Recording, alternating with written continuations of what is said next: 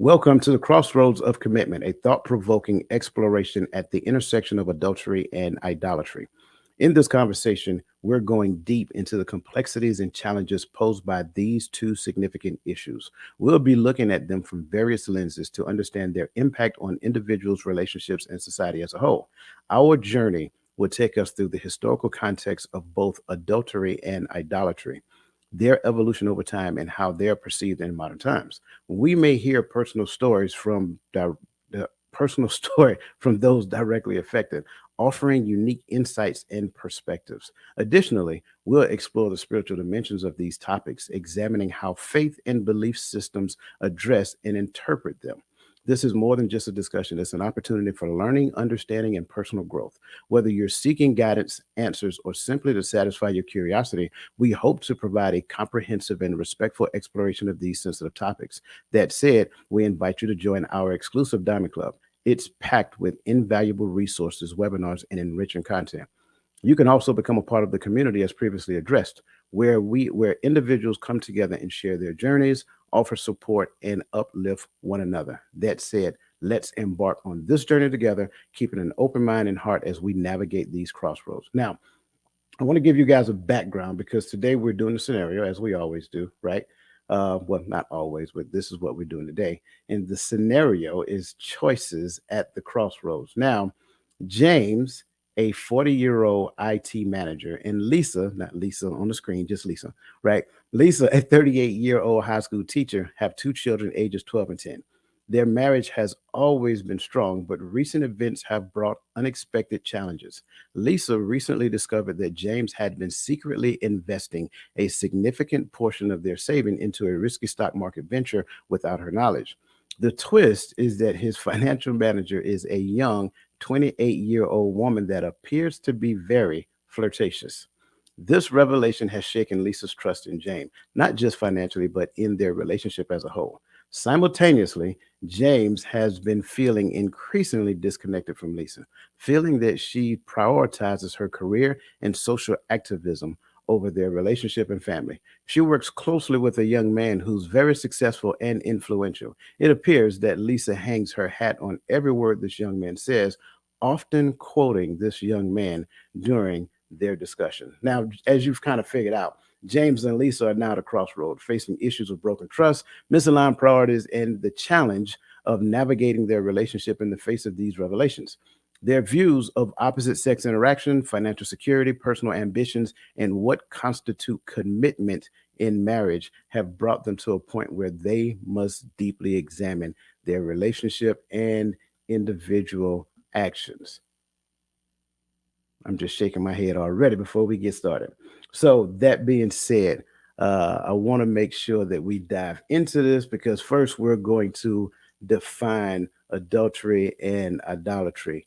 And before I kind of throw it at you, I'm going to give you guys a minute to just kind of process this as I continue to address people. So, Bernadette Simmons, good to see you. And Gillino Trini Peach, good to see you over on Instagram as well. And again, welcome to today's conversation. Before we get started, listen, you guys need to share this, right? Share this with people that you know and some people that who may be dealing with this, trying to overcome certain situations that they may have dealt with in the past and still struggling with it. So, going back to these young ladies, I would like for you, if you don't mind, compare and contrast adultery and idolatry. And when we say compare and contrast, again, we got to define them first and then kind of compare them to one another, how they're like and how they're different. So, that being said, whoever wants to go first, the floor is yours. Well, the way Lisa is looking, I guess it's me. Good morning, everybody. So I'm gonna start with adultery first, and it's when a married person has sexual intercourse with a person not their spouse. And idolatry is extreme admiration or reverence towards something or a person. Now, in this situation, um, the the comparison is to me you can idolize something so much that then you cross over and then you commit adultery. And I have not me doing that, but experienced that where something is so like James. he is really going after this young lady, trying to get her attention by wasting the family's money. What's the next step? So I would say spiritually, we can commit adultery towards God when we start to idolize and give more admiration and reverence to things and people.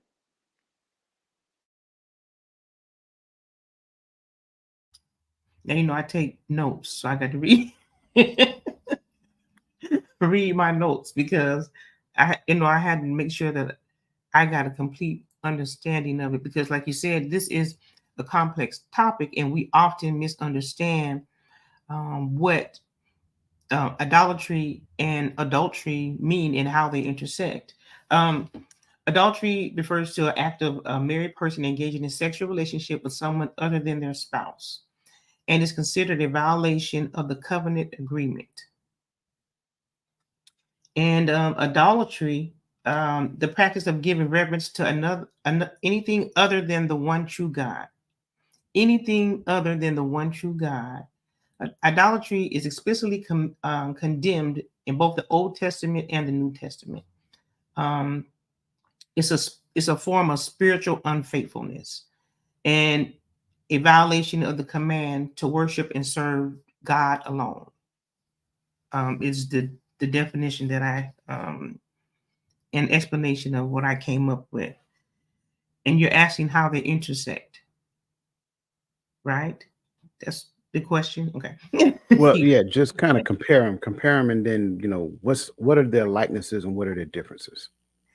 Well, the likenesses is that there are so many references to adultery that the Israelites committed against God, and he likened it to adultery, going outside of the covenant relationship that they had.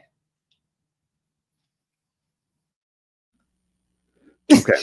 No, no, y'all know me. Um, I like your depictions of it. And I think for the most part, we need to clearly understand some things before it becomes crystal clear. Lisa, I like the fact that you brought into the conversation the idea, the concept of covenant, because we need to really understand what a covenant is. And unfortunately, a lot of times what we do is we get into a relationship with my perspective of what the covenant relationship is, like my idea of marriage. So we have in our mind what marriage is, and therefore it's your responsibility to fit my mental image of marriage. And when you don't fit my mental image of marriage, now we're getting to the point to where I'm disappointed, I'm upset, my feelings hurt, all of this other great stuff. But I have literally set a condition that you're not responsible for achieving. It's not my responsibility to achieve your perspective of relationship. So that's the first thing that we need to understand. A covenant, even when we come together in marriage, I am making a covenant with the Most High. That's who the covenant is with, right? Ideally, when we go back and understand the covenant, I am not capable of fulfilling the covenant. I'm just not. It is what it is. In fact, if we really understand the covenant, when I break the covenant, I'm supposed to die. And so because if I'm just putting it out there, I'm being honest. So because that's the case, the significance of Christ, he jumps in and he says, "Hey, I am going to be the one that dies for them." So now it changes the whole concept of it. So what we have done, we have watered down the notion of covenant, right? We've watered it down to the point to it's simply just what I believe. So if you don't do what I think you should be doing, then you're wrong, you're a demon, what I'm saying, whatever. And so now that's the problem. So understanding the covenant first, and I gave a very basic description of it, that very basic. Um, but in the Diamond Club, you guys know we've gone into detail in it. So, given the understanding of the covenant, I've made a covenant with the Most High. My spouse is now the recipient of my obedience to the covenant. That's really what it is. So now, moving forward, when it comes down to adultery, right? Because we believe, and I'm just gonna call a spade a spade. We honestly believe that adultery surrounds sex. That's it. If it has nothing to do with sex, in our mind, it's not adultery. Well, that's not what the scriptures say. When you go back into the Old Testament, it is the way that the Israelites go in and out of relationship with the Most High. They will abandon him and go and hang out with this culture and adopt their ways and start worshiping their gods and start doing so forth and so on. And then when they get in trouble, they say, "Oh, God, we need you. We love you. We miss you. Right? Can you help us?" That, in turn, is really what adultery is, right? The idolatry piece is the worshiping side, right? So when you worship, when you and I like to simplify it because it really makes sense. Anything that you give more attention to than you give the Most High, that in turn becomes adultery. So now, and I got it. I'm not the most favorite person doing these conversations, right? So now that looks like children, that looks like friends, that looks like TV, that looks like my job, that looks like anything that I hold in high regard. And then I have the audacity to tie my name to it. So if I ask you, say, tell me a little about yourself. First thing out your mouth is, "Oh, I am a doctor at blah, blah, blah, blah, blah." Or I am, no, that's not who you are, right? If you are a believer, you are first a believer. You are first a follower. You are first you see what I'm saying? And so now it's just little things. Even when the conversation piece exists, the things that we articulate out in the space, the way that we move, the way that we behave, the way that we vacillate between words and deeds, right? When we look at it from that perspective, that changes everything, because now it's not just a watered down version of adultery that says, "Oh, well, these people, they do it all the time, and these people are completely innocent because they don't do it wrong." It goes all the way back to the behavior that exists within the home. Do you vacillate in and out of that covenant agreement that you've made with the Most High in the home, right? Because most times we like to talk about what the person does outside the home: sex, adultery, too easy, right? But it's simple, it's easy. That's down here. But how does he view it? Well, it's the way that it's the covenant agreement that we make and our ability to move in and out of it. Where they overlap is that sometimes they look the same. A lot of times when you go commit adultery, that reveals to you what you idolize. But that's a whole nother conversation.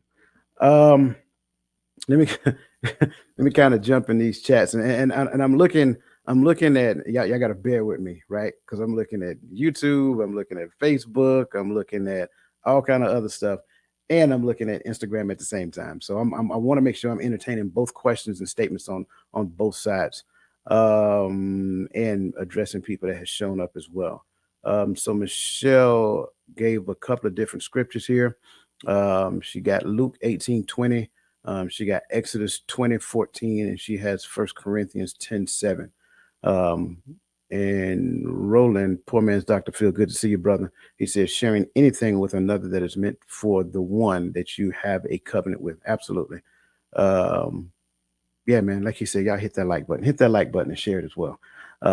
So again, I think we're off to a great start. And again, I am open to different perspectives as well. I don't want anybody just to say, "Okay, well, if he said it, it's right." No, that's not what we do here. Like if you view it a different way, by all means, share that. Okay, so now, since we done talked about a little, right? Talked a little about the adultery and idolatry. I like to say it that way. Let's kind of go to our next question, because we were talking about James and Lisa to begin with. So, how does James and Lisa's respective actions challenge or align with a shared definition of fidelity and commitment in marriage?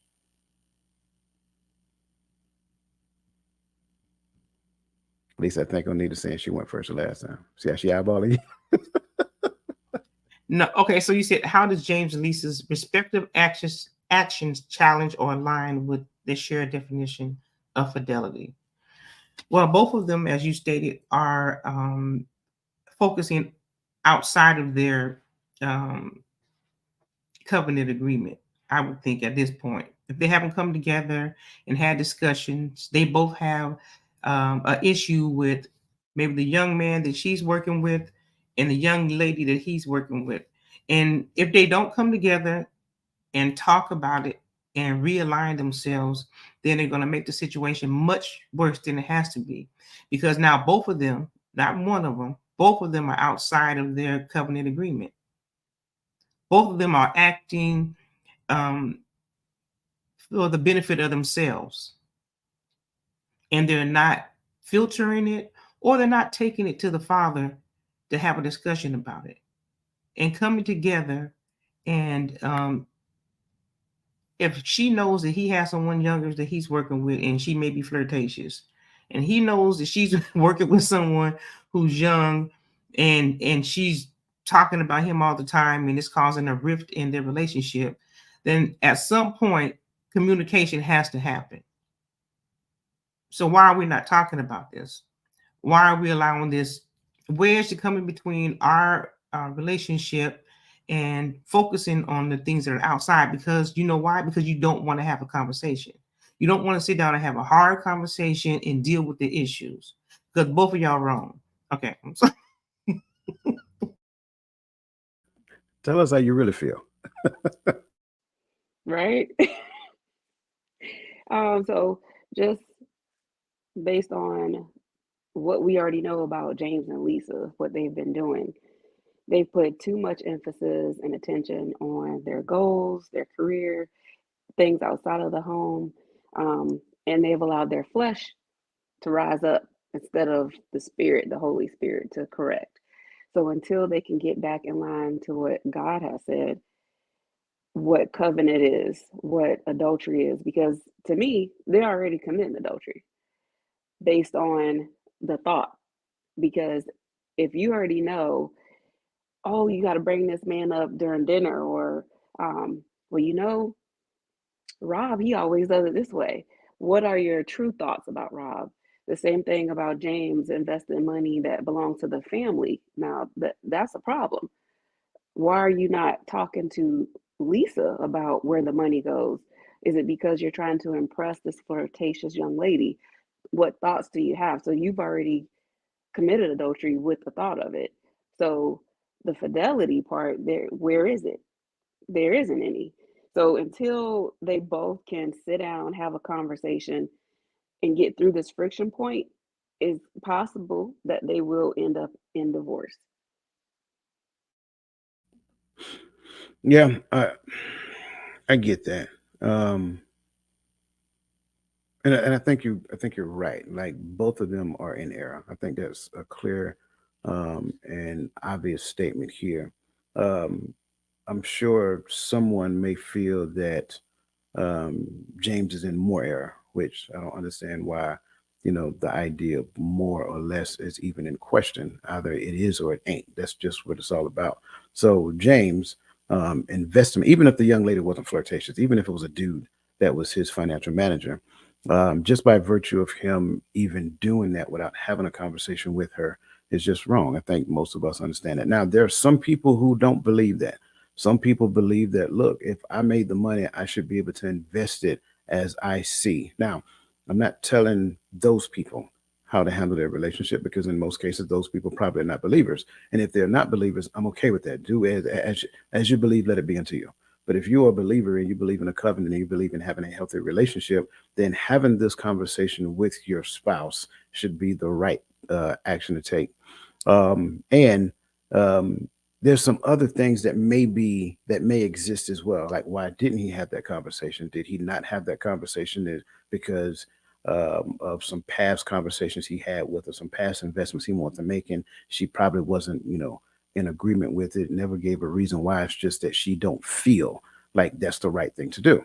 Not saying it's right, not saying it's wrong, but there is a reason behind it. On the other hand, when you look at her actions, I guess for starters, right? For starters, I think and I'm not saying that we should not pursue certain things, but those certain things should never take precedent over our family. So, whatever a person wants to be out in space, fulfilling their calling or whatever that looks like, right?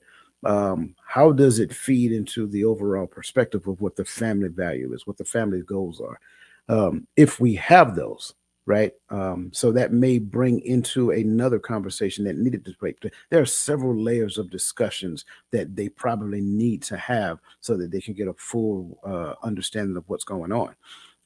But for me, I'm just going the straw for me, the straw that broke the camel's back is her quoting him in the midst of discussions that we have. Let me tell you something. If you really want to get under a man's skin, Come up in my house telling me what your daddy say. Come up in the house telling me what the pastor say. Come up in my house telling me what, Uncle Elroy say. We're gonna have some issues. I'm just telling you the truth. And I think I'm not saying I'm speaking for all men, but I believe most men think that way and feel that way. Because at the end of the day, you know, you don't I don't necessarily want to hear what another man is quoting unless it is in direct reflection of the Bible, and then you're quoting the Bible, not necessarily that man, right? But you come up in here talking about, oh, well, Bruce Leroy said this. No, I ain't got time for Bruce Leroy. In fact, I tell you what, go and get you an overnight bag, and you and go on Bruce Leroy, go hang out. So I think when we look at that, there are several things that we can identify to where that it says that their actions challenge what a healthy relationship look like in alignment with shared definition of fidelity and commitment. Like, what is your commitment level? Who are you committed to? Are you committed to yourself, or are you committed to a relationship? And I think that becomes the issue because most people, yeah, I did say Bruce Leroy, most people don't understand that, right? They don't understand their level of commitment. They're committed to their image of relationship and not what relationship is actually supposed to be. So that's just my take on it. I apologize if I was a little strong, long winded, but don't come to my house talking about your uncle or your daddy or your pastor. Just saying. Um, I'm sorry. Did you did you guys want to add anything else to that? Yeah, I did. I wanted to add to it the the importance and significance of adultery, especially as it's described in the Old Testament, where it says that if a man, I don't want to misquote it, um, but it says there was a serious, there's a serious consequence for adultery in the Old Testament. It talks about a man and a woman committing adultery, and that both of them would be, like you said, put to death, as you said earlier. That's in Leviticus 20 and 10. And also, Jesus talked about adultery and saying, if, even as Anita mentioned earlier, that even if you look upon a woman, it's considered, adultery.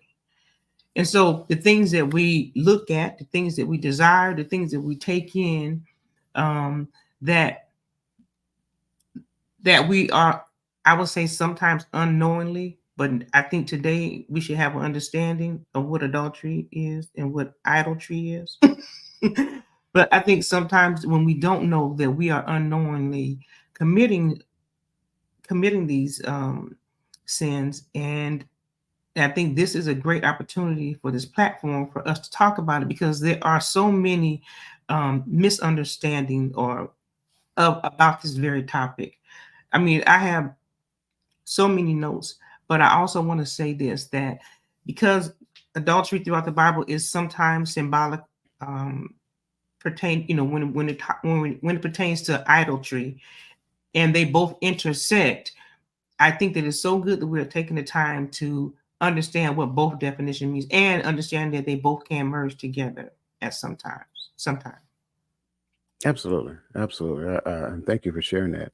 And I also want to add to what she is saying. If there are any questions, by all means, don't hesitate to put your questions in the chat. Whether you're on YouTube, whether you're on Facebook, whether you're on LinkedIn, whether you're on even on Twitter or Instagram, like, put your questions in the chat. You guys know I derail a whole conversation to make sure that we answer the questions that are being asked. Um, and just to kind of bring my brother quote to the stage here, poor man Dr. Phil said, both of them wrong.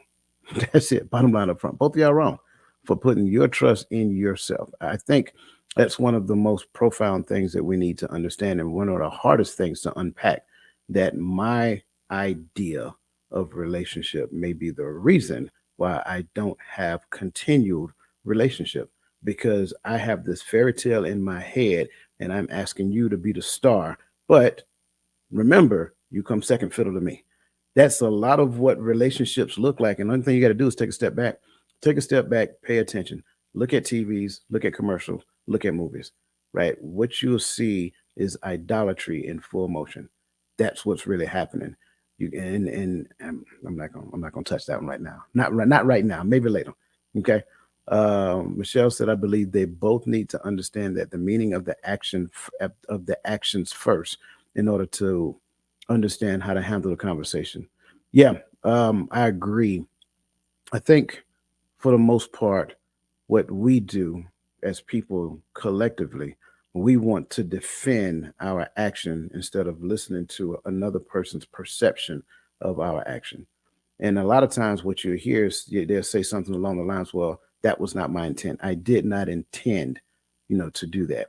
And depending upon who you're talking to, you might hear something along the lines of, "I don't care. I don't care what you intended to do because what your intentions were doesn't matter once impact happens."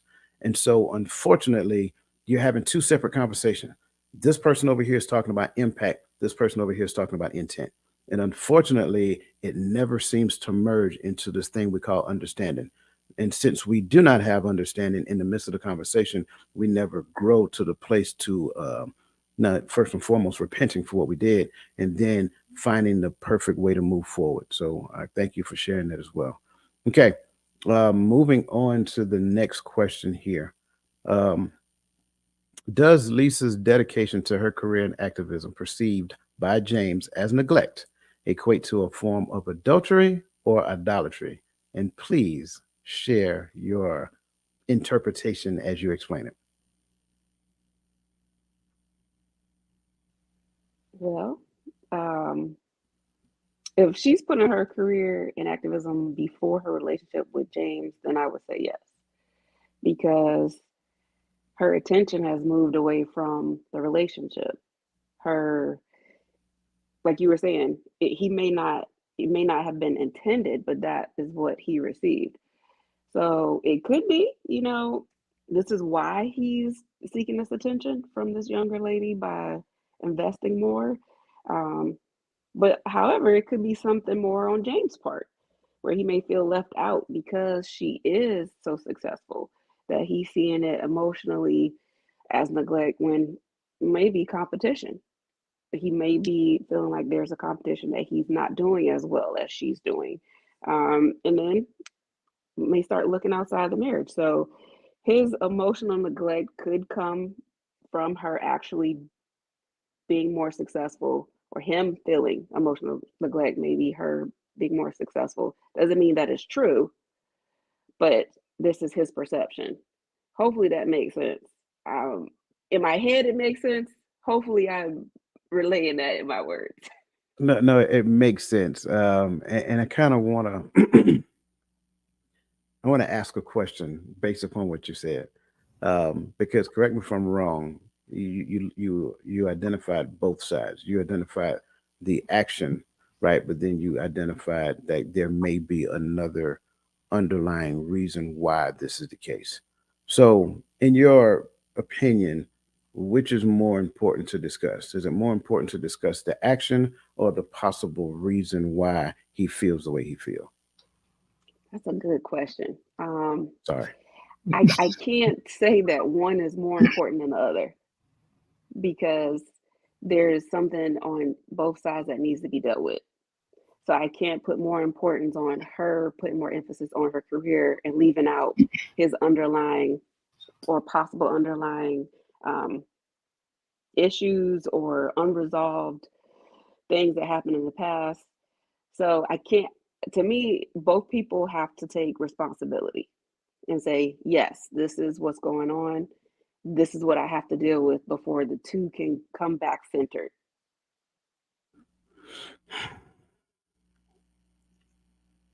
Okay, okay, I can see that. I think the challenge with that um, is that if, and I'm playing advocate. I don't want to use the other word, right? I'm just playing advocate here. I think the challenge with that is the way that is actually used and projected is that because there might be some underlying issue that you have that views what I'm doing as wrong, then there's nothing I need to do to correct my wrong. You need to correct how the underlying issue and how you feel about what it is I'm doing. And I think that's the way it's projected in society for the most part. Therefore, there is no accountability metric for me. And because I've created the story in my mind that how you feel is not accurate. How you feel is based upon something before that you never dealt with. Therefore, the feeling has presented itself. Then you need to fix you. I'm good. Right. I think that is grossly wrong. I think, and this is my notion. I think we deal with problems in real time, right? So if you, I don't know, I'm just going to make this up as we go along. If you, for whatever reason, got mad at something and you threw an iron and broke a TV, we fixing to talk about you throwing this iron and breaking my TV. That's what we about to talk about. I don't really care about anything before that. We're going to talk about what took place with this iron and this TV first. Once we iron that out, no pun intended, once we iron that out, then we can talk about, this stuff over here. But I think that we must collectively address problems in real time and then work chronologically so that we can get better. And here's the other side to it. Relationships, I believe, is the gateway of growth, right? So in the span of relationship, I have a accountability partner right here, right here. I ain't got to go out there and search. My accountability partner is right here. Their job, part of what they're accepting to do, is that they're going to hold me accountable to the covenant that I made with the Most High. So they have a responsibility to tell me what they observe in my behavior. At least I apologize if I'm stealing your thunder, right? They have a responsibility to tell me what they identify in my behavior. So the minute that I say, "Oh well, that ain't true," that's how you see things, I'm in error in more than one way. So I believe, and that's just me. That's just how I believe it is. And there's a couple of different references behind me to state that as well. Um, is there anything else you want to add to that before we move on to Lisa? Or I like how you broke it down where you use the iron because that's you acting out. Where is that coming from? So until we address it, then me working hard, that's not my fault that you don't think that you're getting emotional needs met or your emotional needs met. So I like how you broke it down. And you made it clear. We're not saying just because she is working hard that that's an excuse for him.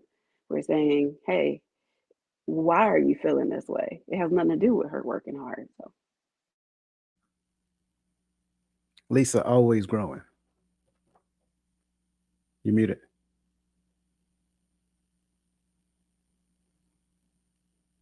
Can you put the question back up for me again? I'm sorry.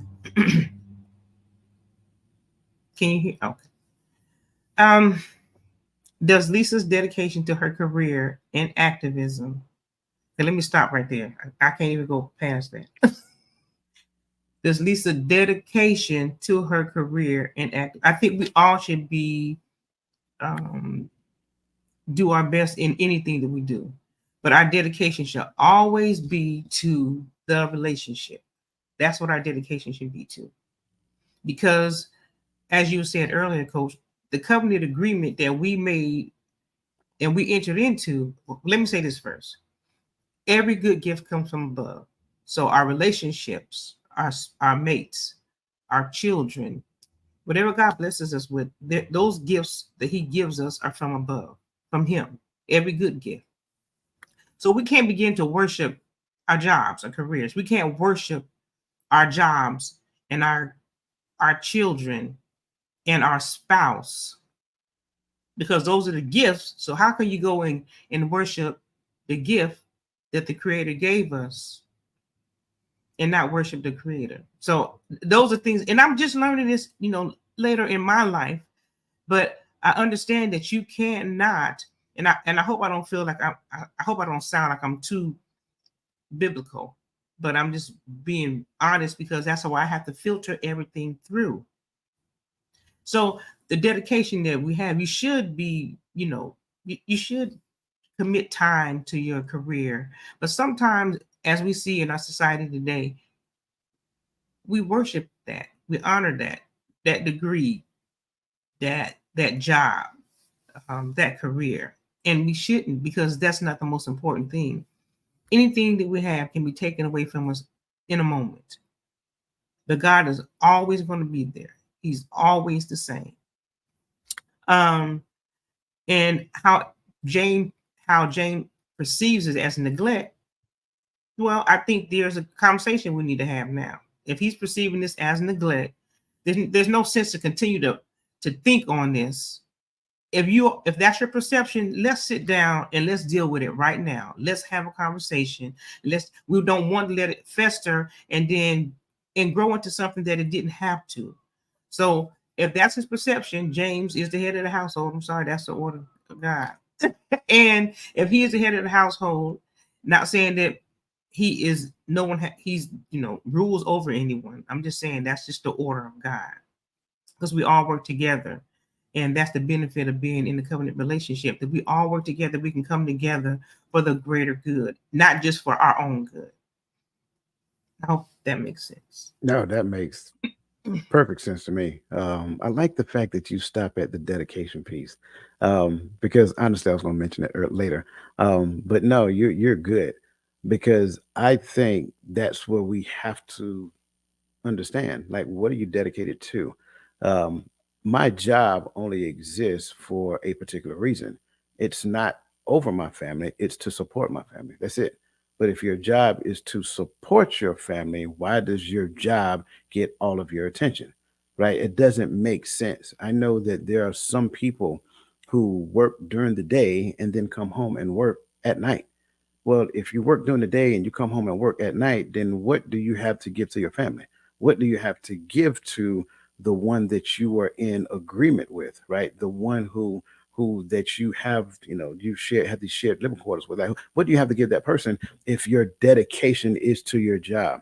And I like the fact that you went down to, the perception of James, because that kind of goes back to what me and Anita was just talking about, right? It's important, if my partner perceive a thing, it's important for us to discuss it, because first and foremost, it is important for us to analyze the information in real time. If you perceive it, then there is a version of fact to support it, hopefully. But don't just tell me that you feel that if there is no evidence to support what you feel.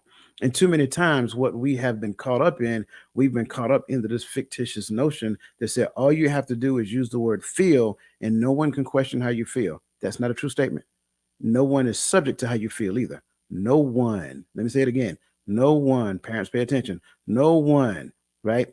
Just because little Jimmy does not feel that he should go to bed at 9 o'clock does not mean that little Jimmy should not get his behind in the bed at 9 o'clock. I don't care how you feel. Get in the bed because I said so. That's it. Well, gentle parenting, sure, that's a thing over there. So I say that because it's important for us to understand the word feel does not supersede reality, the facts, the information, what is being observed in real time, which leads to discernment. We should be able to discern what's more in line with the will of God by being able to analyze the facts in real time. But some of us cannot analyze those facts in real time because we are superimposed, right? We superimpose our feelings into the atmosphere, into the environment.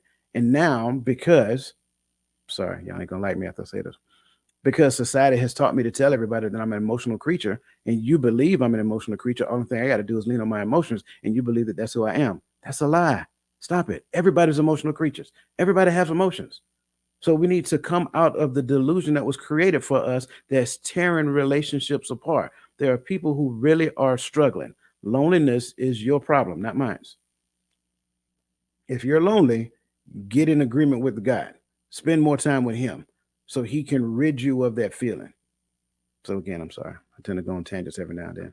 Um, let me see. Looks like Michelle comment. She said, "I'm sorry, Lisa. I didn't get one answer. One question I missed. Do you believe?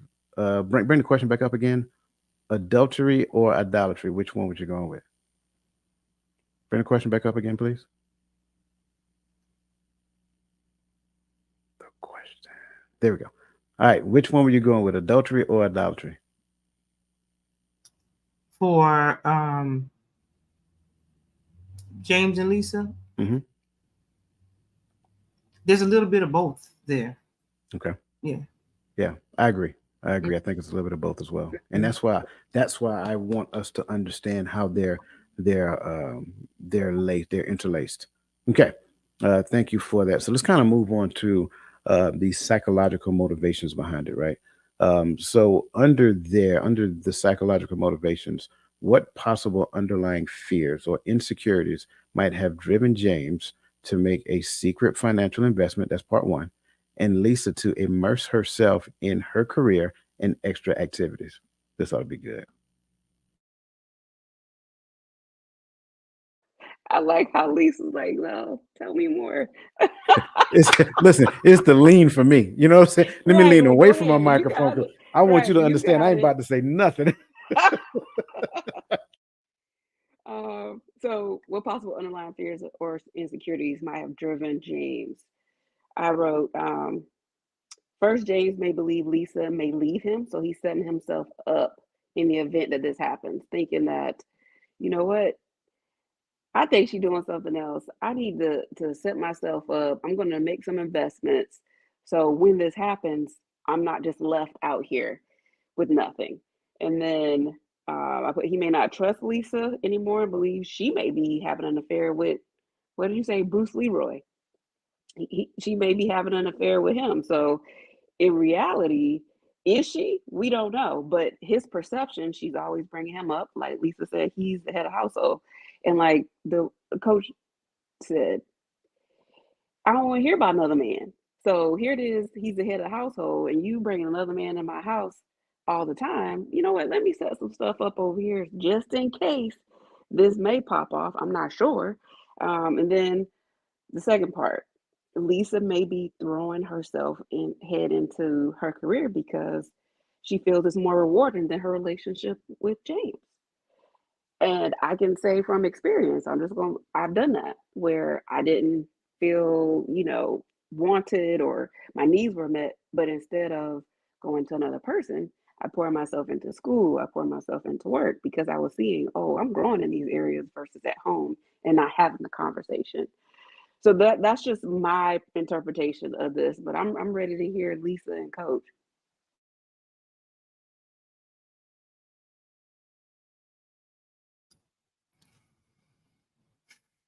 So I have to stop at fear, because if both of them are having some type of fear, about their, I think everything derives from what is happening at home and it extends out to your professional. And I think fear, fear of the Lord is the beginning of understanding.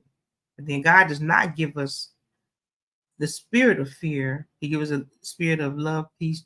Don't, I don't want to misquote it. The scripture I'm talking about. So help me out. Love, power, and sound mind. Yeah. So that's what he gives us. So if any fear is coming in, that means that there is some internal work that I need to do. I need to sit down and do some self-examination.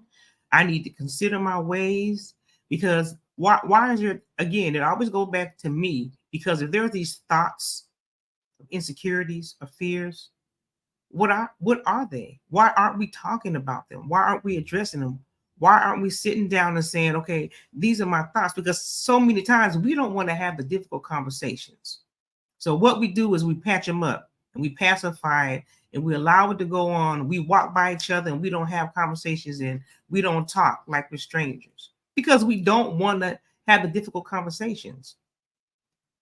And so I think because of that, it drives us to make bad decisions because we haven't dealt with the first thing first. And so now we're sitting here and we're contemplating, we making assumptions. The devil is coming in and putting thoughts and planting thoughts in your mind. This is what's going on. Just if we don't allow the enemy to come in and deceive us, and we sit down and do the work, then these fears or insecurities don't have room to come in. Yeah, we're not going to always do it perfect all the time. But for the most part, if we come together, if we say our commitment and our covenant relationship with God is first and foremost, and that is going to be reflective in the relationship that I have with you, then let's sit down, let's do the work. What does he say about this? Why aren't we having the conversation? Why aren't we going and sitting down and even go to counseling together to sit down if we don't know how to have conversations? So for me, I had to stop at the possibilities of the underlying fears and insecurities because that's a full stop for me. Because you have to stop there, because after that, all this other confusion is going to come. And what does the word say about confusion? Where there's confusion, that's what the enemy's working at. All right. I like it. I like it. Um, I agree. Fear and insecurity is a good place to stop. Um, I think a lot of times, and I think Anita, you kind of mentioned this. James may have been making investments because he feared that Lisa doing her work may leave him. Um, that is definitely that is definitely a perspective. As a man, I would tell you this: one of the biggest fears that men have is not being able to provide and protect their family. The protection thing kind of like goes second nature. As long as I'm here, as long as I got my, my armory, right? As long as I got my security, as long as I got the dogs, like I've set up protective measures for the house, but then I need to set up protective measures for the house. And so that's more long term, providing now and providing in the future. So part of that, my initial thoughts is that maybe part of what he was doing, he thought he was doing the right thing by storing up something for his children and his grandchildren in the time to come. And if that is the case, that's not necessarily a bad thing. It's just that the individual and the perceived relationship that they may have, because again, it just says that the young lady is flirtatious. That doesn't make it James' fault. That makes it her behavior. And so it did not say that he partook in any version of her flirting, right? So I think a lot of times what we do is we perceive a thing and then run straight to the winds with it. Um, so initially, I would not assume that what he is doing is bad. I would think that it's probably what most men do.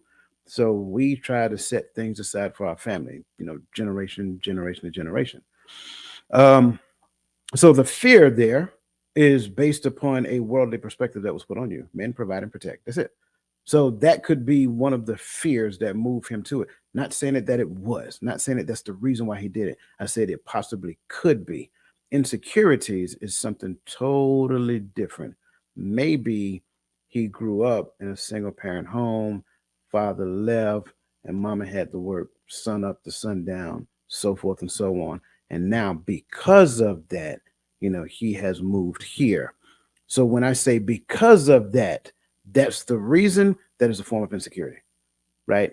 Because ideally, the reason why I should do what I do is because of who I am and who I am in Him. That's it. That should be the reason. But when we make the reason about something someone else did or didn't do, now we're looking at what is perceived as secure relationships. And if I don't have that, I set the conditions to ensure that I never have to experience that, or the people that I love never have to experience that. So it's a right way to do it. It's a wrong way to do the right thing. Therefore, by the law of equation, a positive times a negative will always yield a negative. It's not so much as the outcome being negative. It's just that the behavior is the negative within that equation. Same thing with Lisa, right? Lisa may want to be an activist. There's nothing wrong with being an activist, especially if it's something that her and James discussed in the beginning and he is 100% supportive of it. Here's what I would say: if James is supportive of her being an activist, why aren't they activating together? I'm being a wordplay. I apologize. Yeah, why aren't they being activists together? They should be joint activists. Therefore, brother man ain't got no room to quote unquote impart his own personal wisdom, and she quoting him.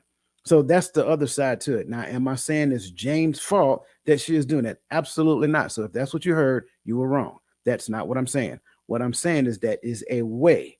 But so again, if this was something that was discussed. Now, on the other side of it, if this was discussed and it's something that she's doing on her own, then you bringing back and quoting this man really can potentially say more about how you see your man compared to this man, because that's a lot what we do. We do a comparison, which is a trap in and within itself.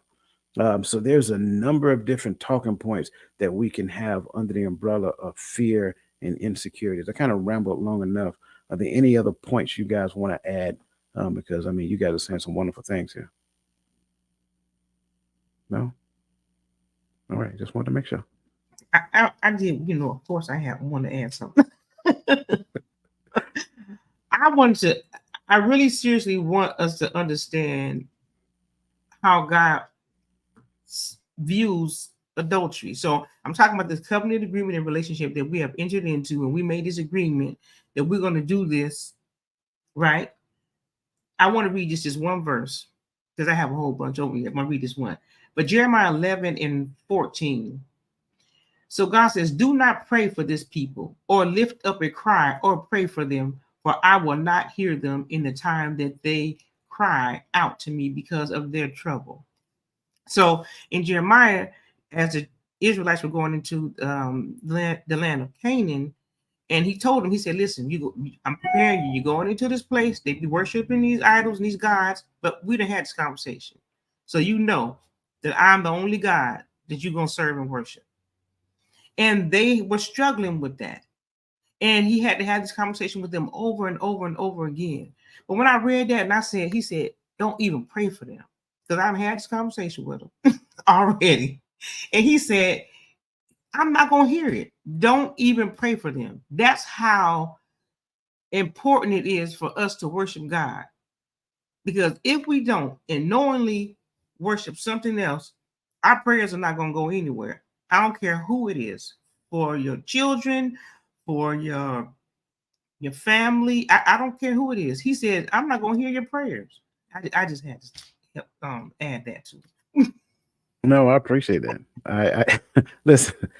So I like the way you so elegantly put it. I say it differently. I tell people in the heartbeat, like, you praying for somebody to do something that they were commanded to do, that's a waste of prayer. If there's a commandment that says that it's your responsibility to do a thing, it's pointless for me to pray for you to do the thing. That's for you to do. It is. He would never supersede his word. It's that simple. So if he charged you with doing a thing, then that's your responsibility. That's the space, kind of going back to last night, right? That's the space to where what's the word? Gratitude, right? That's the space where the storm is supposed to help make you do the necessary work on you, right? If you don't make the decision to do what he told you to do, then the storm will come, so that the storm will force you to realize that, man, I'm tired.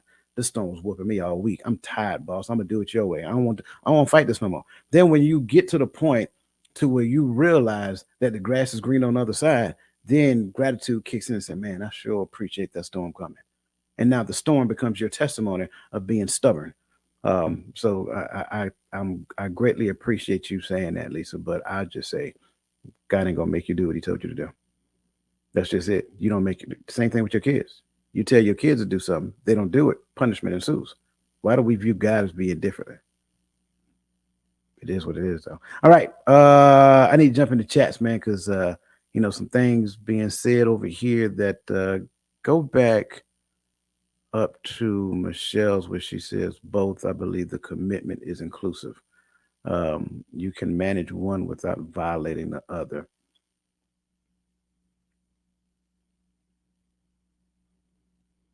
So as she finds that, Michelle, when you said that, I want to say that was for the last question. When you said both, I believe she said both as far as adultery and idolatry. She said, I believe the commitment is inclusive. You can't manage one without violating the other. I really like that perspective, because it kind of goes back to what I said previously, right? A lot of times when adultery happens, it really shows a version of idolatry as well. And so again, if my commitment, right, is to the Most High, the covenant that I made is to the Most High, then I need to understand, what I'm actually doing, where I'm going wrong within that. So thank you for saying that. Poor man said, we only worship the Most High. That's a very accurate statement. Nothing, what's understood don't need to be explained. Cassandra said, if they discussed the advancement of her career, did they consider what it fully entailed, or was it something that to placate a tense situation? That's another great point, right? Sometimes we have partial discussions thinking that conversation was had. I like that. She further goes on to say, therefore, there could be an underlying situation. Now, there's a distance between them, allowing them to be adulterous in thoughts and idolizing those that are paying attention to that affection. I like that as well. And that kind of leads into what poor man what he said next. So the main thing is the main thing. I mean, yeah, that's just it. I mean, so that's to Lisa's point about having a hard conversation. The job is never the commitment. The Most High always is always the job. Um, yeah. So for a person who's seen The Crown, just in case some of you have never seen The Crown, go back and I talked about this last Saturday with them. Go back and you can Google it. Google Prince Philip's emotional conversation with Diana, and it's like maybe at most a 4 minute clip. And as you listen to Philip talk to Diana, I want you to imagine that Philip is talking about God Himself, not the Queen of England.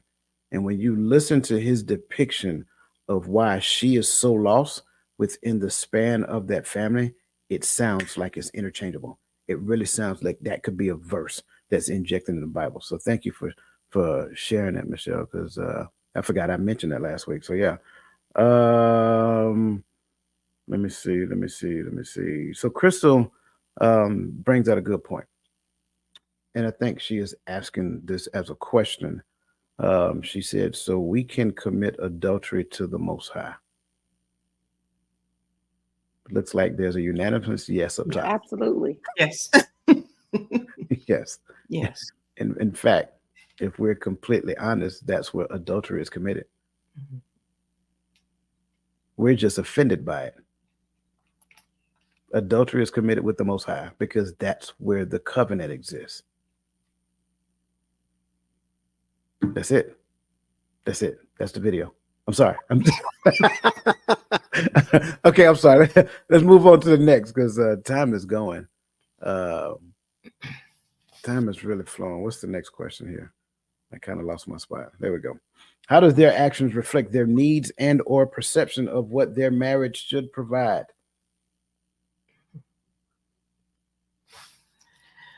Okay. I didn't even realize I was still unmuted. I'm glad I didn't say nothing wrong. How does their action reflect their needs and or perceptions of what their marriage should provide? What their marriage should provide. So, like you were saying earlier, Coach, that we have this perception in our mind of what we perceive that we want to receive out of our relationship, because we haven't sat down and haven't, had a conversation about how this union is going to benefit both of us. Because we cannot have this union together without the agreement, the covenant agreement that we have with God. So when we're thinking about um, what's going to benefit me in the marriage, I think that's the wrong thought to have. That's my first response to this question. How does their actions reflect their needs? I would say that they're both at this particular point being selfish, and their focus is on themselves, and is not their focus is not on the relationship and the covenant agreement that they made with each other.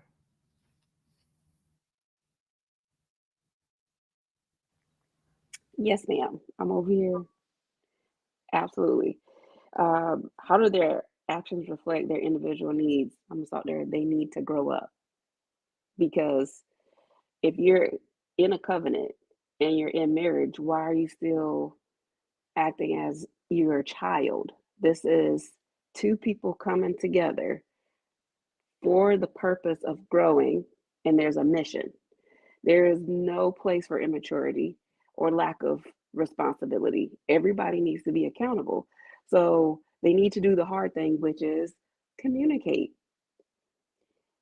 be vulnerable, because in this society, we have, not we here, but collectively as people, looked at vulnerability as a weakness, and it's not. People who experience or express vulnerabilities, they actually are stronger than the ones who don't, because they're telling the truth. They're showing you who they really are. So that one is the need. I see Coach with his hand up. You got a question, Coach?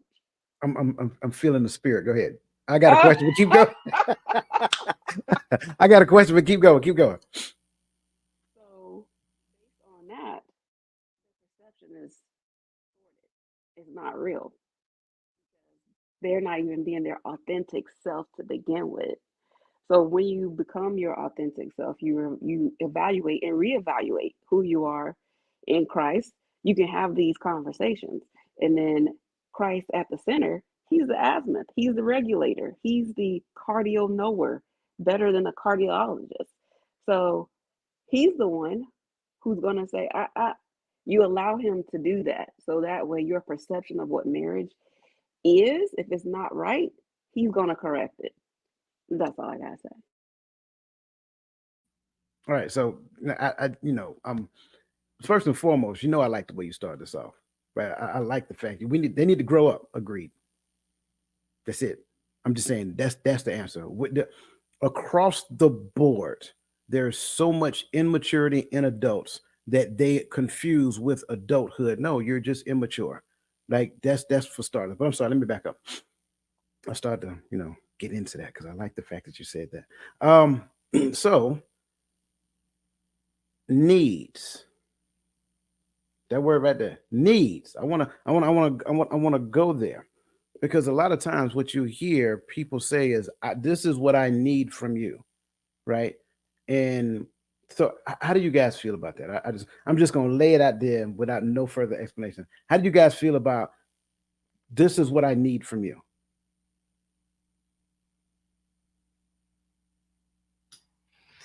First, you're saying what I need from you, not what I need to examine within me. So if you're making it someone else's responsibility to do the work that you need to do inside of you, then that's wrong, and it's not even possible for them to do it. They don't have the ability to do it. So there's a scripture that says, "Cast all your cares to me, for I care for you." So God, you can give them to God, and then you can do the work, and this other person can be be someone who you're accountable to, but they cannot do it for you. You have to do the work. The word says, I will supply all your needs according to my riches and glory. He ain't talk about needing supplying your needs. He said him. So again, what you need to do is go to the Father, ask him to, okay, I'm just gonna say it like this. Anytime somebody say, this is what I need from you, I automatically think that's insecurity on their side that they don't want to address, like Lisa was saying. That's not my responsibility. So again, the word says he will supply all your needs. Let's start with that first. Here's why I asked that. Because I think it's important for us to always consider our ways. That's first and foremost. We should be in a constant space of growth and evolution, right? You should not be the same this year as you were last year. So that should be your plight every step of every day of your life. We have to be conscious of our behaviors. We have to be conscious of committing adultery against the Most High. We have to be conscious of idolizing something, someone, whatever the case may be, other than maintaining the posture of thou shalt have no other God before thee. But I also believe that you have to be consciously aware that you do not ever allow another person to idolize you. If you ever put yourself in that scenario, you're just as guilty as that person who is trying to idolize you. That's why I asked that question. This word here is a trigger. I'm not saying it an emotional trigger. It's a sign. It's an indicator. It's a click automatically. The minute that a person tells you this is what I need from you, you need to throw both your hands up and take a step back and say, hold up, that's not my responsibility. It's not my job. I'm not going to put my hands on that plow. That's not the plow I was called to. Okay, cool. Yes, ma'am. Can we talk about love language? Jesus. I'm sorry. She got Yes, ma'am. Go ahead and talk about love languages. I'm just saying. I'm just saying. I'm asking you to. Okay, you know I always ask you this question because I really want us to get this. Okay, when somebody tells you that their love language is physical touch, I need you to, I need you to help with the proper response, Coach. You need to go. You need to go exfoliate. I'm sorry. not exfoliate. I'm sorry. I'm sorry. That was petty. Okay, I fine. ask this all the time, but because I really want us to get our life right, because this is not. And one of the things that you said, Coach, what I thought was a really good explanation and a way to view it. If this is your, if that is your love language, then that's good for you to know, to be aware of. But then your responsibility should be to go figure out all the rest of them, and don't try to project or put that onto someone else because it's what you want. That's, to me, is still likened to, this is what I need Right. from you. Absolutely. It is another form of manipulation. That's all it is. And what gets under my skin is I hear I hear people, preachers, pastor, they quote this stuff. They talk about love languages, right? So you're giving the parishioners, you're giving them permission to manipulate their next quote unquote spouse. No, why not teach something different? Teach something better. If I know out of the five love language, I think it's five. So physical touch, quality time, gifts, words of affirmation, and whatever it is, I don't care. If mine's, because I'm a dude, all man, right? If mine is physical touch, it's a reason why mine is physical touch. Do I really need to expound on that? It is manipulation at its finest. If yours is gifts, right? It's a reason why yours is gifts. Come on. It doesn't take a rocket scientist to figure this stuff out. But we have been hidden under the cloud of this foolishness. Acts of service. Thanks, Adrian. We have been hidden under the cloud of this foolishness, and we believe it's a thing that we can project on another person and claim is godly. It's foolishness. There's not one thing. I'm sorry. Go ahead, Lisa. You know me. Yeah. No, I just want to add to, what you were saying, that we can't be complicit in these behaviors. We can't allow someone to idolize us. And so that's the thing that I wanted to make sure that we are recognizing, especially the people in our community, because we want to do this, get this right, because we've had so much wrong information coming up in our lifetime. Not that our generation, our parents' generation, they gave us what they knew, but it's our responsibility to take now what we now know and renew our mind, um, transform, and then if we have to go back and talk to our children because we taught them something in error, do that too, even as adults, because we don't want we don't want them to continue. Ain't nobody sliding down your chimney. Cut that mess out. Tell them kids the truth. I'm sorry. Listen, come on, man. Okay, I'm acting all right. I'm gonna be good. I promise. For the next 15 minutes, I'm gonna be good. I'm sorry, Anita. You got anything you want to add before we go for? No, it's absolutely correct. I mean, we have a responsibility as well. And we can sit here and pretend that we don't know, but you know, when somebody has placed you up on a pedestal and you say, "Oh, well, it's all about me," and then they say, we looking at you on the ground, and well, nobody don't. Why did you give them the power? You should have not. You knew what you were doing. So just like I tell my daughters, they do sports and things like that. I had to catch it before it got too bad, where They they aren't telling me I'm doing a good job. I said, no, no, no. You don't perform for them.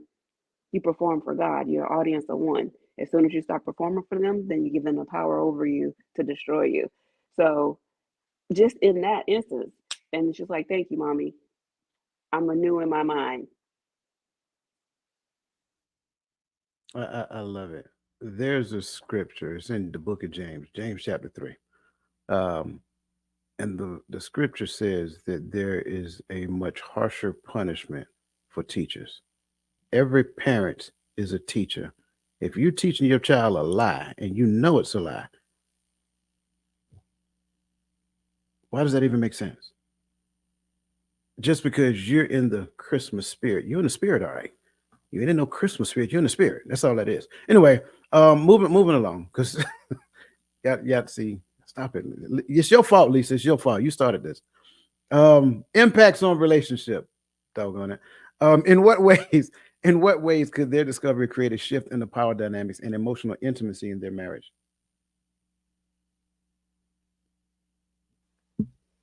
I have a question. So, do you mean the discovery of what each have been doing outside, or the discovery that hey, we have an issue? So yes. So I think not just the discovery within itself of the issue, but the conversation that should ensue behind it. Because again, you got to realize some people aren't to the point where they're going to have that conversation and own what they've done. So I'm sorry, I may have gave too much. Well, I mean, if you're not gonna take ownership, this creates more issues. You got anger, bitterness that may come up, resentment, and then the power dynamic of now we really are competing. That's my take on it. If I can't get anywhere with you and you can't get anywhere, are we really in a relationship or are we competitors? What are we doing? So the power dynamic, there isn't any power in that relationship. It's just displaying weakness all over it because we can't sit down as adults, take accountability and responsibility so that way when shift happens, we can move along with it and not be sifted as weak. We need to be able to come together. This is a marriage, it's a covenant. I'm just saying, I'm not about to be intimate with somebody I can't trust. Somebody that has shown me they're not trustworthy, that they out here not telling me about things that pertain to the household. I get that James may have done this to have a backup plan to provide. However, it's still a conversation. So I want to be able to still communicate with my spouse in the relationship, be vulnerable, and not think that this person is going to use that vulnerability as an atomic bomb later on. So the power dynamic to me, there isn't any if we can't come together. And then there isn't any emotional intimacy because I don't want to deal with you at that point. So why are we even still here?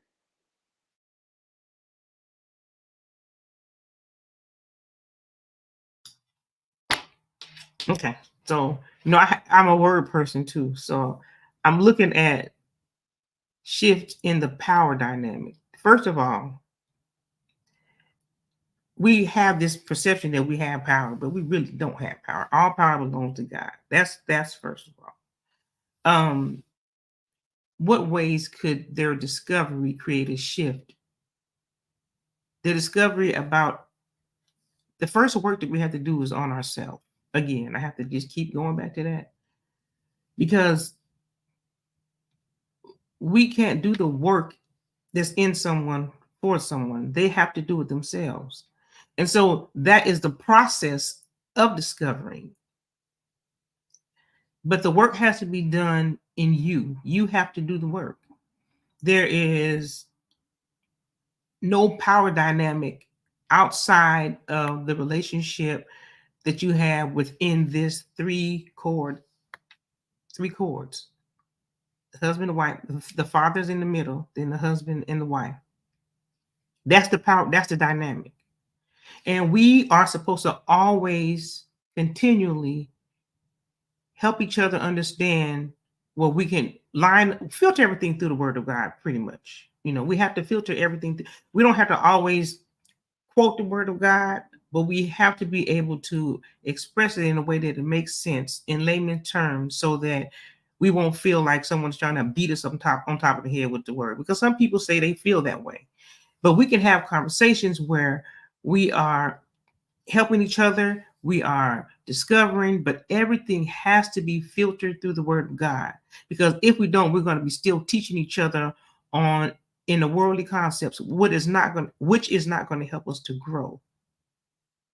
And so I don't know if that makes sense. That's my response to this question. It does make sense. However, I do have a follow-on question for the both of you. Okay. Bring up poor man's last statement, please. He's trying to start confusion.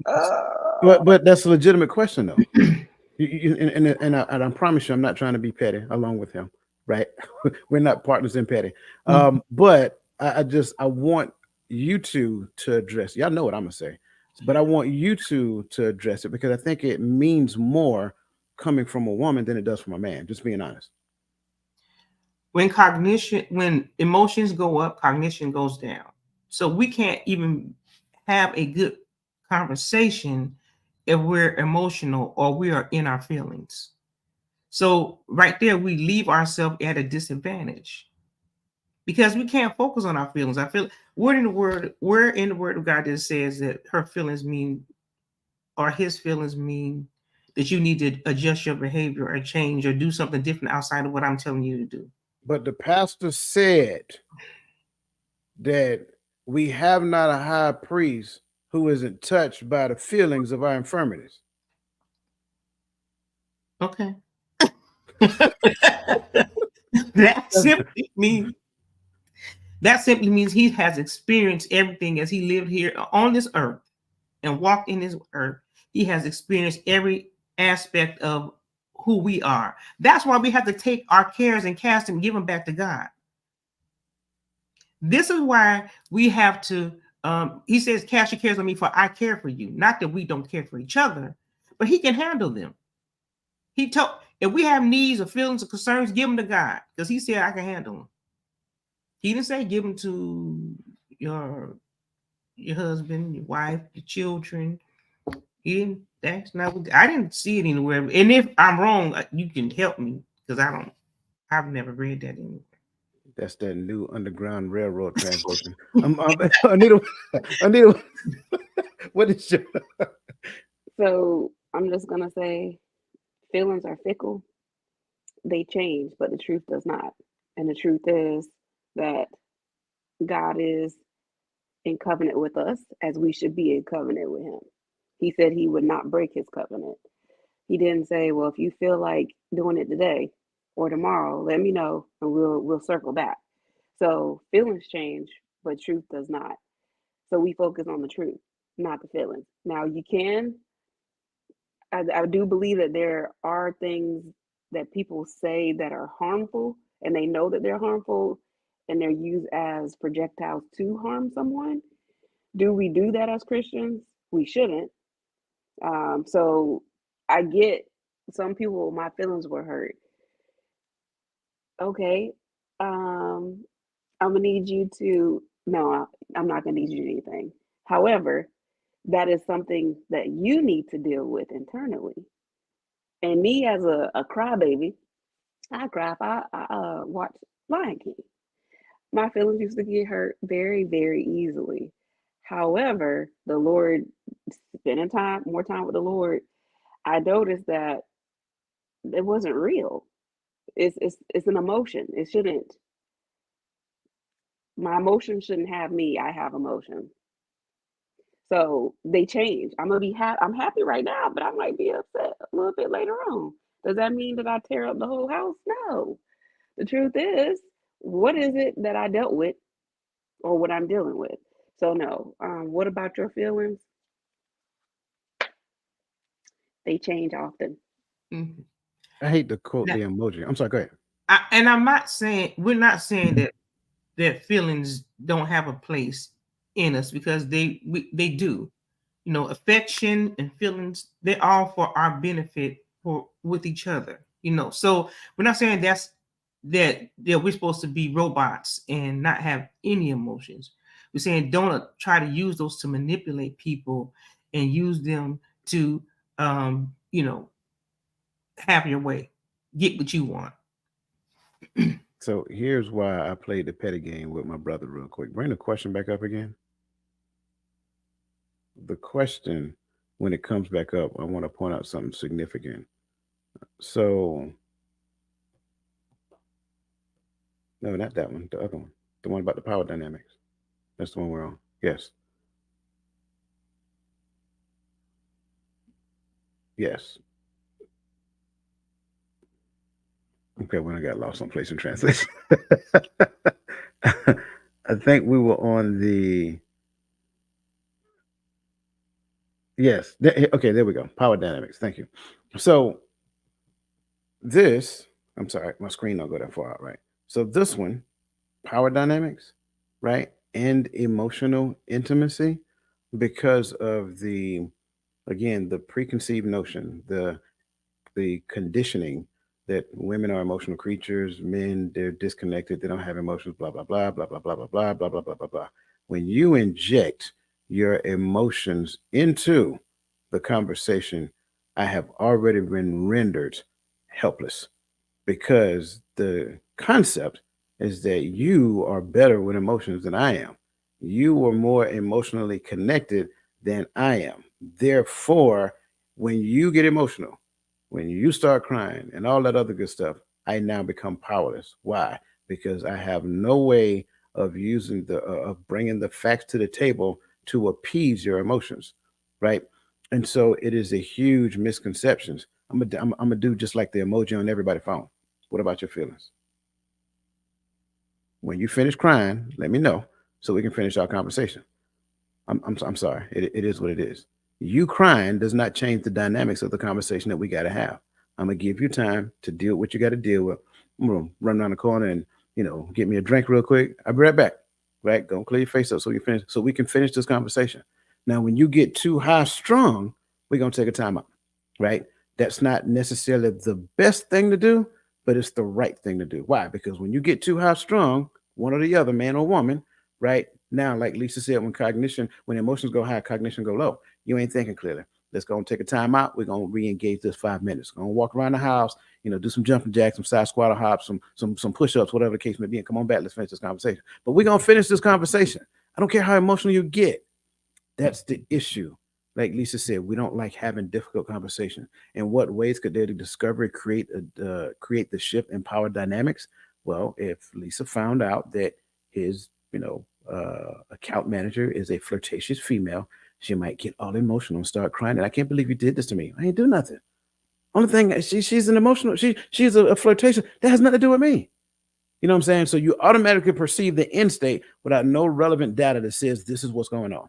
And so because of your perception of the end, you automatically get in your feelings that renders him automatically guilty. And therefore, he spends the next 3 to 4 months buying you gifts because that's your love language, right? Buying you gifts to make up with you. What? There is no emotional intimacy. There's only emotional manipulation. So we got to get outside of the realm of that. Get outside of your emotions controlling everything. Your emotions only are supposed to be for you. It is a recognition tool for growth internally, right? That's for what it is. Once a situation presents itself and you feel a particular type of way and the facts line up with what the word says, which means that that person has trespassed against you, again, my boundary, my yard, my work, right? Now, I have some work to do on me because this probably shouldn't affect me the way it is. However, because I can clearly see that the evidence says that you're wrong, I need to have a conversation with you because I need to understand why that this presents itself. That's it. That's the answer. But what we want to do is we want to throw our emotions in the ring and let the emotions be the one that drive to righteousness. No, it never has and never will work that way. And until we figure that part out, emotions will always lead decisions. Emotions will always lead conversations. Emotions will always lead relationships. And then when it all boils down, when it all comes down to it, You may have a variation of emotions. In fact, I mean, a variation of relationships. In fact, you may have some very good relationships, right? I'm gonna be honest with you. But at the end of the day, go back and analyze those relationships, right? Do they spend a significant amount of time with you, right? They may seem like good relationships, but if I want to talk to you like once a week or once a month or whatever the case may be, mm, I question the validity of that statement. Okay, man, this is yeah, that's kind of like what we got to get to right now. I'm sorry because the time has gone. This is the bittersweet moment of this conversation. So with that being said, as always, I tend to let the ladies go first. So we're going to start off with Miss Onita first. Give us your final thoughts, and then we're going to be followed up by Miss Lisa Keys, and then I will give my final words. And then that's it. Well, I'm going to say thank you all for joining us on your Saturday morning. And what we've been talking about is very important, or else we wouldn't be having this discussion. But just know that adultery and idolatry, they can be intertwined. And we do not want to find ourselves in either way as it pertains to the Most High. So allow God to be at the center and regulator. So when you find yourself placing more admiration, more reverence, desire, lust towards other things other than Him, and he can be the one to remind you. So allow Him at the center. So when that happens, you're able to capture it and cast it because it does not belong in your relationships. And that's all I will leave you with. I hope y'all have a Merry Christmas and Happy Holiday. Thank you guys so much. I really enjoy doing these, and I think the thing that I really enjoy doing is discovering in the process of preparation and preparing to have these conversations. One of the things that stuck out to me is we talked about covenant, we talked about, but we did not talk about making a vow to the Lord and an oath to the Lord. So when we do that, when we make an oath or we make a vow to the Lord, we should make sure that we adhere to that. You know, the word of God tells us to be cautious. You know, let our word be yea or nay. So anytime we enter into something that we are making a covenant agreement, we understand that there are going to be some expectations attached to that, and so we have to be mindful to adhere to the terms of that covenant and that agreement because they are there. You know, um, God has a requirement for us to do certain things, and He has a requirement for us to take care of what He has placed in our hands. And so I want us to be mindful of the gift giver, you know, the Creator, who has provided the gifts of our family and everything for us to take care of them, but to give them back to Him. So those would be my final thoughts. Um, in conjunction with everything that you've already heard, I want to say that we need to go back and analyze our understanding of adultery and idolatry. A lot of times we look at the act, a particular act, and claim it to be adultery. Why? Because that's the information that was passed down to you. In fact, that's what Webster tells you it is as well. But we never go back and look at what led up to the act. And in most cases, when you go back and look at what led up to the act, it probably has been a separation that exists within the household before the physical act of sex ever took place. So adultery ends up begetting adultery. So we got to go back and analyze our perception of adultery. We got to go back and analyze our perception of idolatry. You know, we worshiping trees, we worshiping days on the calendar, we worshiping these little cherubs with wings that shoot arrows on your backside and say that that's what love is on Valentine's Day. We worship birthdays. We were like all of this is just wrong. I mean, and then what ends up happening, it becomes another form of manipulation because it's my birthday. Therefore, you need to buy me a gift. I don't need to buy you nothing. You would like for me to buy you a gift. And if I do so under my own good graces, you should appreciate the fact that I do so. That's the right answer. But what we'll do is we'll set the conditions to a understanding that the other person needs to have because that's my image of relationship. And here's what we need to understand most of all. our perception of our relationship with Christ requires us to sacrifice ourselves for him. And therefore, whatever you knew before accepting him, you sacrifice. The more he shares in knowledge with you, the more you grow in knowledge and understanding him, you sacrifice the stuff that doesn't serve it.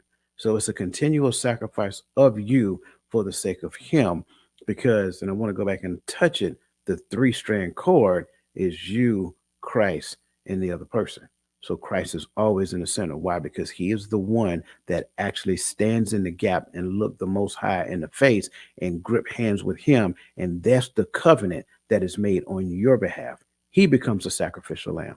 And that's what the relationship is all about. So in most cases, we need to go back so that we can understand what marriage is, what is the purpose of marriage, and all of those things. Because when we don't, we're literally just getting into a situation because we are lonely. I hate to say that, but that's the God, the honest truth. We get into situations because we are lonely, and because you're looking for somebody to satisfy your fleshly needs of being lonely. It has no godliness in it. But yet we'll say that that's who God sent me. Anyway, we talked about covenant, in the Diamond Program. So again, go to the Diamond Program so we can understand what covenant agreement really is in detail and understand why that's significant. Listen, on behalf of my guests, Lisa Keys and Onita Simpson, also AKA Onita V, right? We greatly appreciate you. We value you. Everybody that's in the chat, of course, we value you, and we appreciate the value that you add to the discussion. For those of you who are watching, whether you're on YouTube, Facebook, Twitter, Instagram, or wherever else, by all means, keep coming back. Tune in every month as we do these conversations. Tune in every Friday at 8 p.m. for the Hearts of Men podcast. And again, it is our goal anytime we do this to serve you well. And lastly, go jump over to totalmindsetshift.com and join the community, because we're continuously having conversations. And I promise you, you may see something along the lines about idolatry and adultery coming up here in the next couple of hours. So that being said, you guys have a great rest of your day. Have a fantastic weekend. Listen, don't just expect the blessings of God to come to you. Be a blessing to those that come before you as well. Take me back to a place where I felt at home. Take me back to a day when we weren't alone. Take me back to an age when the world felt small.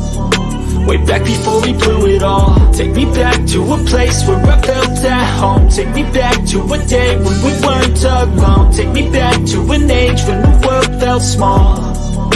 Way back before we blew it all. Too many things going on, I can't keep track of them all. From people dropping a bomb to people putting up walls. I feel like life is on hold, perception stuck in a vault. I know that time can heal all, but how much time till we fall? It's awfully chilly outside when there's no shelter to hide. When everything is a lie, you'll find that out in some time. But when the things on your mind are all considered a crime, communication aside, we'll all just fight till we die. Is this an argument or just the start of it? Either